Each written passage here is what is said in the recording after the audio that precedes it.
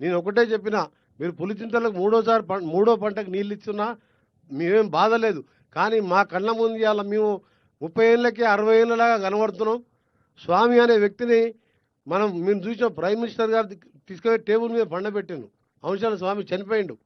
దుచ్చల సత్యనారాయణ గారు తీసుకుపోయాను. నేను మొదటిసారి ఎమ్మెల్యే ఉన్నప్పుడు 11 రోజులు నిరాహార దీక్ష చేసినాం. అప్పుడు చంద్రబాబు నాయుడు గారు దాని మీద కొన్ని పైపులు వేసి దాని శాశ్వత పరిష్కారం ఎస్ఎల్బిసి అని అందరికీ తెలుస్తుంది. ఎందుకంటే మనకి ఎప్పుడు గ్రావిటీతో నీళ్ళు వస్తుండే, రాను రాను 10 ఏళ్ళ తర్వాత మనం కూడా అందరిలోకి అయిపోతాం. ప్రపంచంలో కంటే ఎక్కువగా 12 ppm పార్ట్స్ పర్ మిలియన్, మనం 2 పార్ట్స్ పర్ మిలియన్ కంటే ఎక్కువ నీళ్ళు ఉంటే తాగడానికి వీల్లేదు.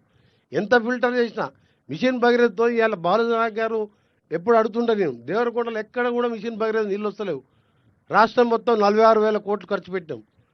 కానీ ఇదే ప్రాజెక్టు ఆ రోజు ఒక 1,000-2,000 కోట్లు అదనంగా ఇచ్చి ఈ ముఖ్యమంత్రి గారు లాగా చర్యలు తీసుకుంటే ఎప్పుడో అయిపోయేది.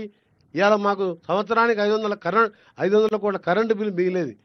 నాకు నిజంగా నాకు జీవితం ధన్యమైనట్టే అనిపిస్తుంది. ముఖ్యమంత్రి గారి నాయకత్వంలో ఇదే జిల్లాకు ఇరిగేషన్ మంత్రిగా ఉండడం, వారు ఎప్పుడు చూసినా దీని గురించి ఆలోచిస్తూ, మీరు చూసి 2 నెలల్లో ఒక 20-30 సార్లు ఈ ప్రాజెక్టు గురించి రివ్యూ చేసినంటే మామూలు విషయం కాదు. ఒక ముఖ్యమంత్రిగా